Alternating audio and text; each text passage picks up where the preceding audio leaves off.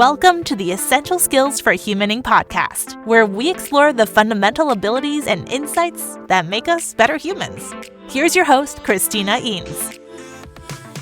Hi, everyone. Thank you for joining us for this episode of Essential Skills for Humaning. I am your host, Christina Eanes, and I am very pleased to welcome Ravinder Taylor. Welcome, Ravinder.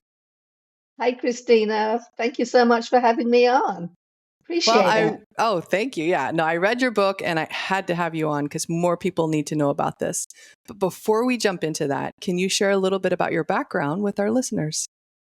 My background was actually in hard science. My degree's in microbiology. I was working in a path lab. I didn't think anything about self-help stuff whatsoever. I thought it was a bit airy-fairy, I suppose.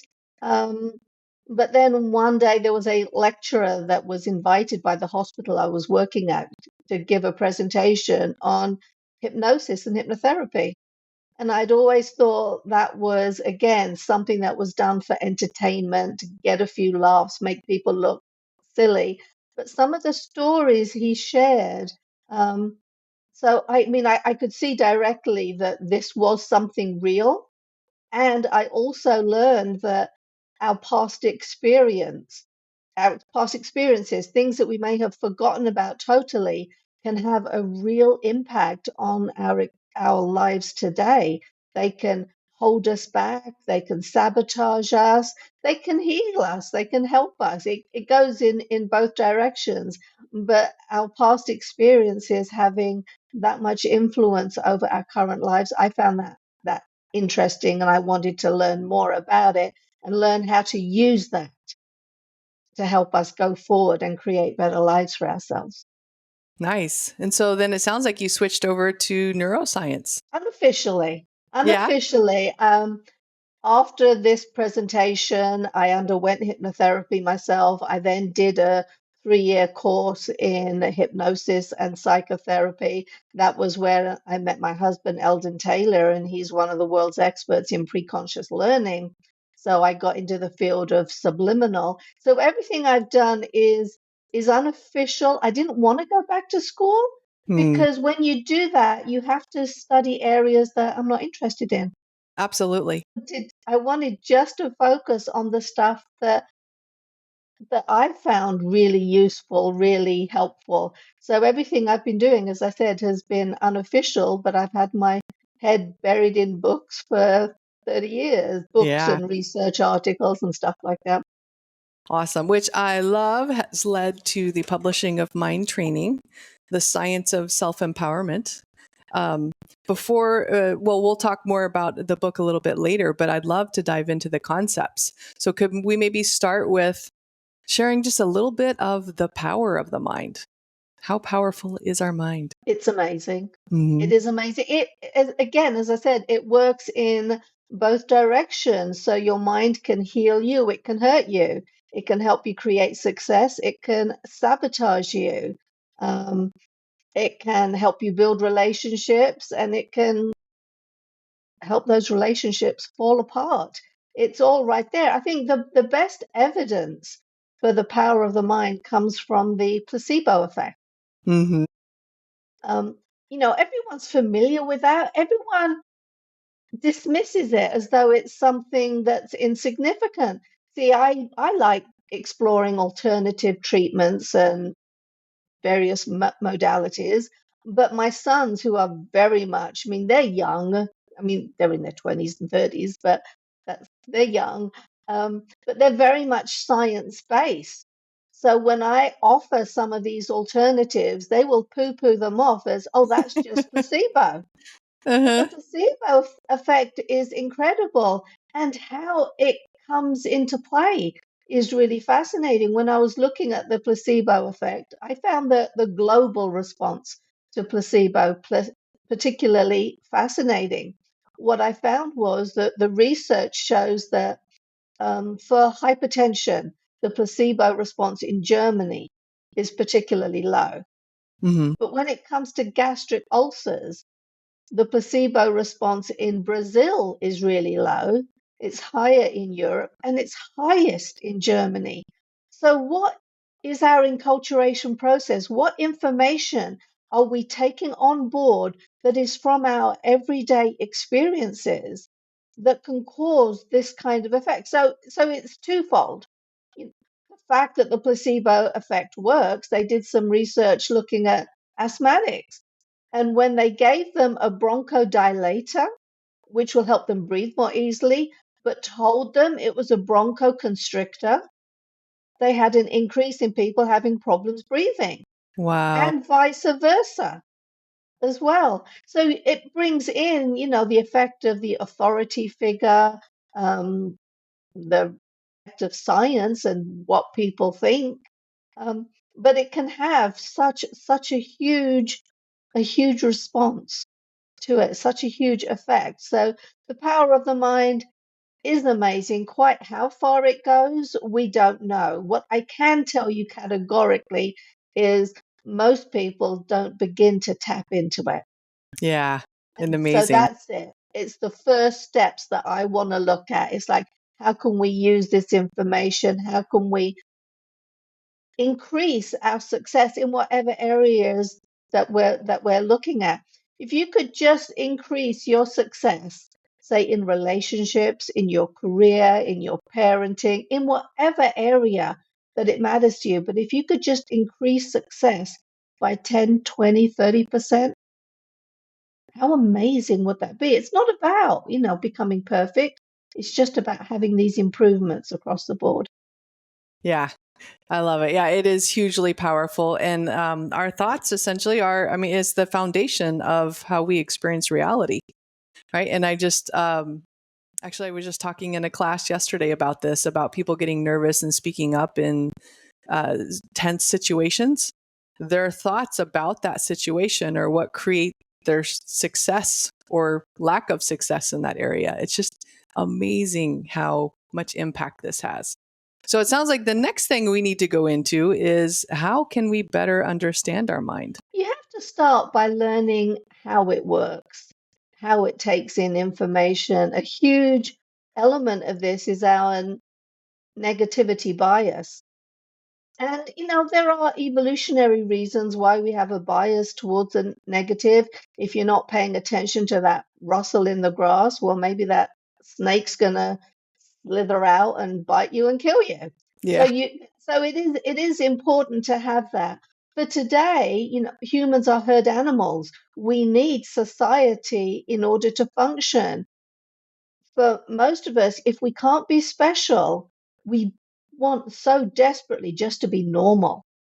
Being frowned on by society, being shunned by society can have huge deleterious effects. People brought up in total isolation, they don't have the ability to connect or to modulate or, even emotions. Lisa Feldman Barrett talks about how those people around us help us regulate our own emotions. Yeah. And and so so that becomes really important. But with the herd mentality, then maybe we take on beliefs and ideas that aren't in our best interest. Comes all the way back to the placebo effect, and Germany being high in one area and low in another. We're taking on all of this information. So learning how we intake information is really important, because from there it comes to taking charge of what goes into that programming. When you realize the negativity bias means if someone says something bad to you, you're going to hold on to that. It's going to be buried in your subconscious mind. And our choices get made largely by the subconscious mind. So there is work done by Benjamin Libet. He started the work using EEG.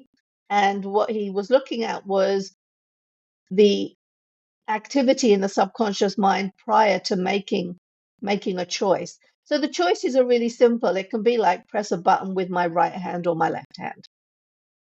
And what they found, because the work, they expanded upon it. John Dylan Hayes went on using fMRI. Isaac Farid actually used electrodes to look more specifically. But they found there's activity in the subconscious mind up to 7 seconds before you make your choice. So technicians looking at the equipment could tell you what you're going to choose before you can tell them what it is that you've chosen, up to 7 seconds before. Wow. So if the choices are coming from the subconscious mind, then we need to take proactive measures to program the subconscious mind with ideas and beliefs that work for us. So the negativity bias you were saying about teaching in a class and people maybe not wanting to speak up. Lots of people have a phobia about public speaking, about speaking up. And these fears are in the subconscious mind. They come from something we've heard, something we've seen, an experience that we've had that is buried deeply in there. But if you want to be successful in your career, you're going to get to the point where you have to do public speaking. For me, it meant I had to do interviews. Hmm. There was a time I was scared stiff of any form of public speaking. I would run a mile. But through some of the stuff that I have done, I've approached it in two directions, and you can either look in the past and see where the problem is, and oftentimes when you discover the cause of an issue, it can disappear. As soon as it sees the light of day, well, your subconscious mind doesn't have to use that strategy to protect you anymore. Or you can look forward and simply start programming your mind to be more open to some of these things that maybe you have shunned. Yeah, I like that. So looking back, sometimes yeah, it's hard to identify. I mean, just thoughts on if looking back sounds like sometimes it can be the best option and sometimes that can take years. I don't know. Thoughts on that? First of all, you have to know that the answers are there in your subconscious mind. And I have learned that the more you question your own subconscious mind, the more likely the correct answers will appear. You can use techniques like hypnotherapy, psychotherapy to access this information. One of the things I outline in mind training, I go through Erickson's 8 stages of development.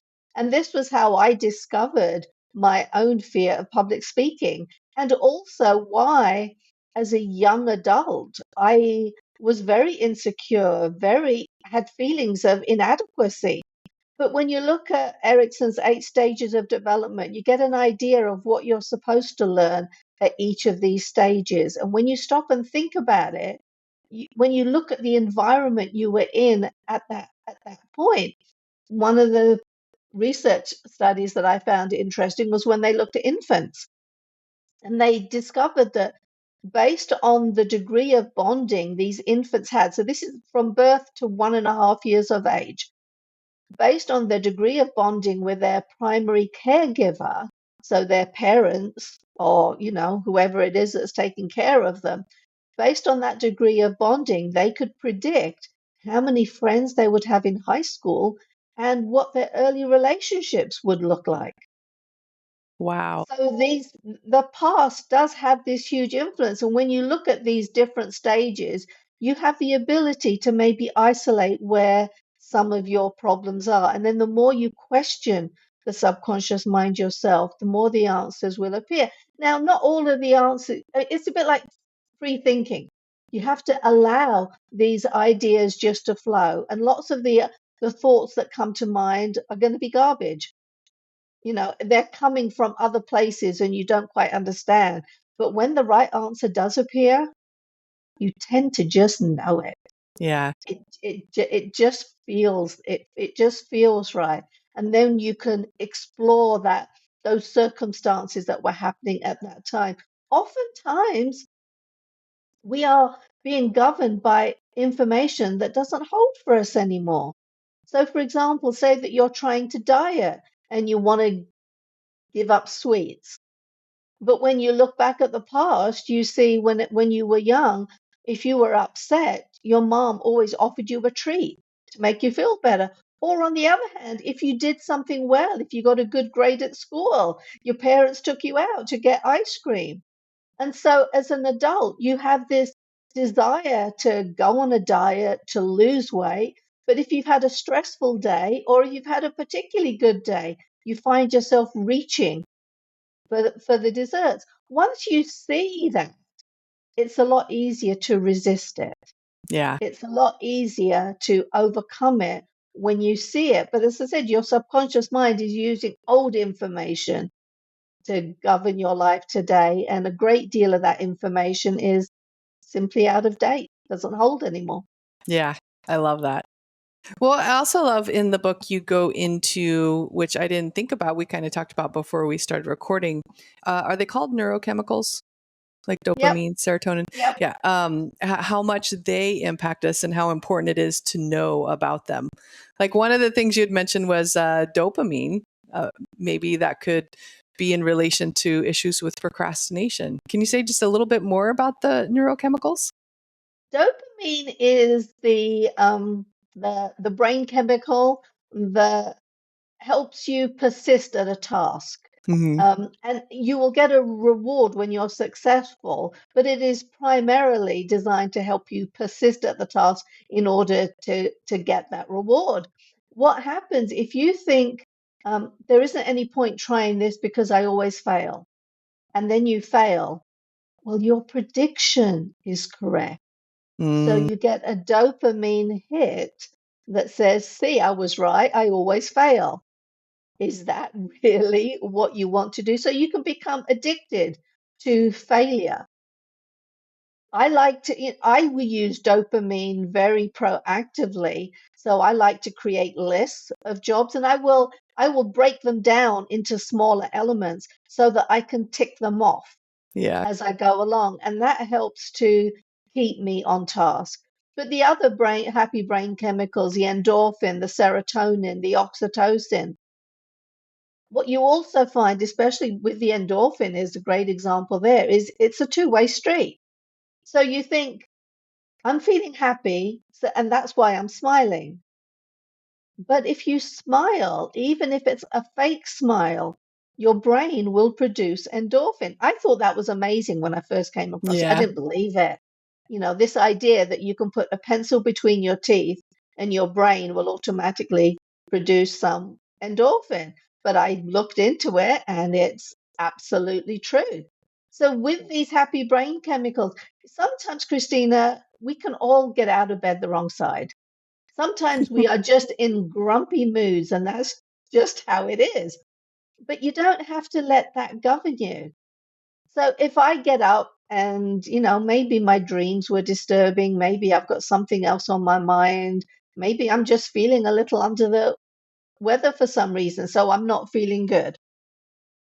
What I will do is I will take proactive measures. So, first of all, I will fix my posture.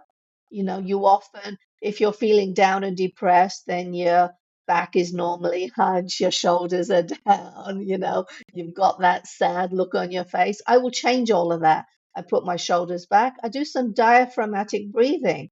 That also produces some of the happy chemicals. It helps you to relax. It turns off the cortisol. So just take a few, 3 diaphragmatic breaths. Feel your diaphragm actually stretch. You can try it right now.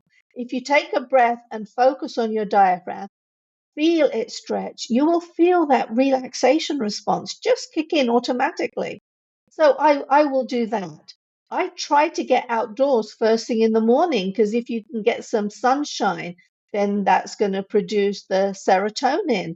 I like to do my exercise outdoors. Exercise will produce the endorphin. Feeling the awe, feeling the gratitude all boosts up these happy chemicals. Then there is the positive thinking. If you're feeling grumpy or down, if you're feeling depressed, the type of self talk, we talk to ourselves constantly. And when you're feeling down, that self talk is going to go along the lines of, I'm tired, I'm fed up, I hate my life, people hate me, blah, blah, blah, blah, blah.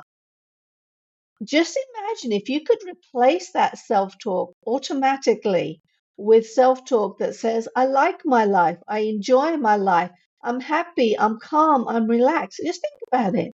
You cannot be depressed at the same time. So, one of the other things I talk about in mind training is the problem with just positive affirmations. Positive affirmations you can argue against.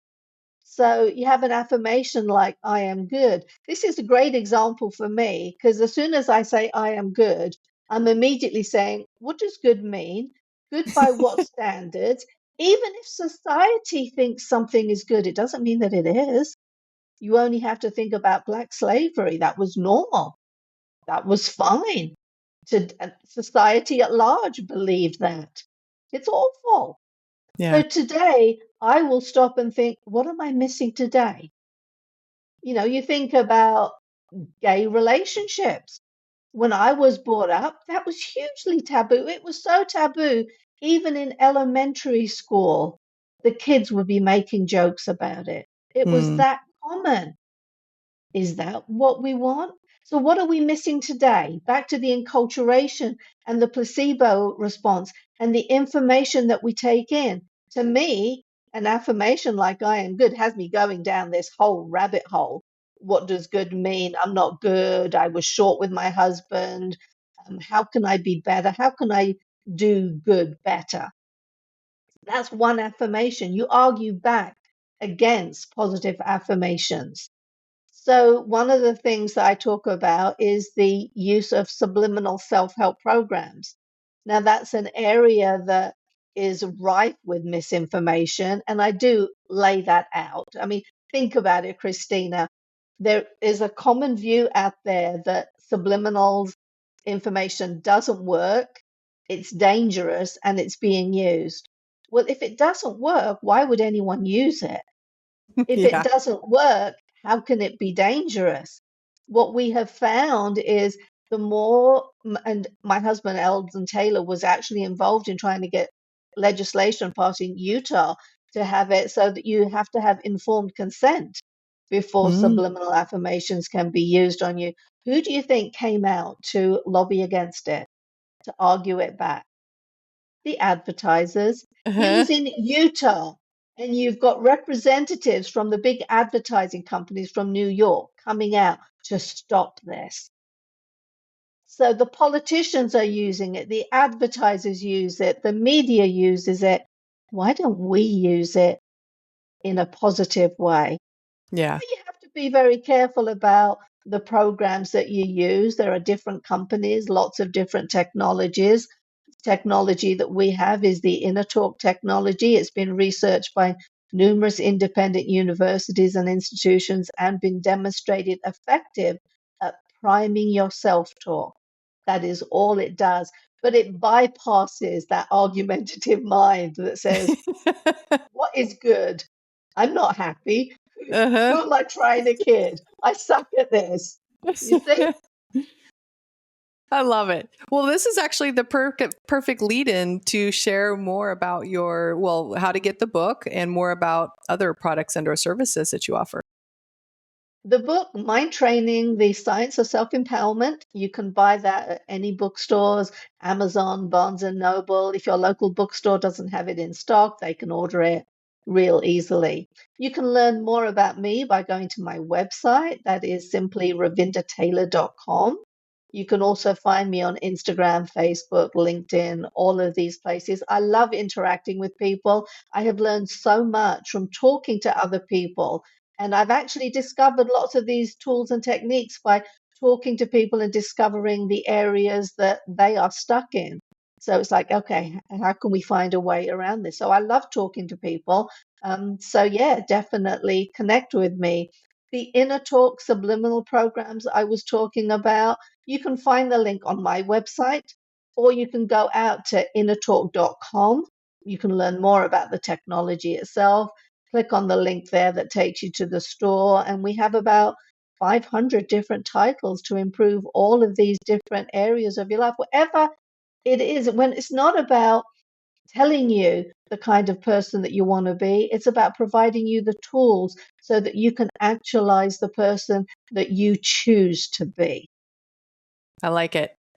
Slipping past that argumentative debater in there. Our We all brain. have it. We all I have know. it. You have to pay attention to how you speak to yourself. You want to talk to yourself as though you're talking to your best friend. Yes. You want to be kind, you want to be supportive, you want to be forgiving. Yeah. So yeah, Compassionate. Awesome. Oh, well, I know we've just scratched the surface today, and I know people are going to want to go to learn more. So we'll send them to those locations. And we'd love to end with your final piece of advice. understand that you are more powerful than you think you are. You have the power right there in your brain. It's incumbent upon you to take a hold of it, to get into the driver's seat of your own life. The power is there. You can take control. It's up to you. I love it. Thank you for joining us today. Thank you, Christina. Appreciate it. Transform your organization with Eanes Training. Our premier interpersonal skills training programs are tailored to enhance your organization's employees in communication, emotional intelligence, leadership, and more.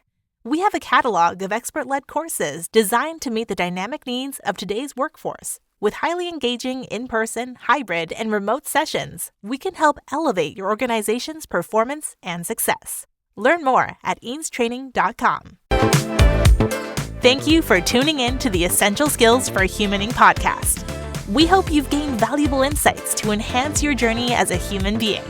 Remember, practice makes progress. Keep honing those essential skills, and until next time, keep being the best version of yourself. For more resources, visit eanestraining.com.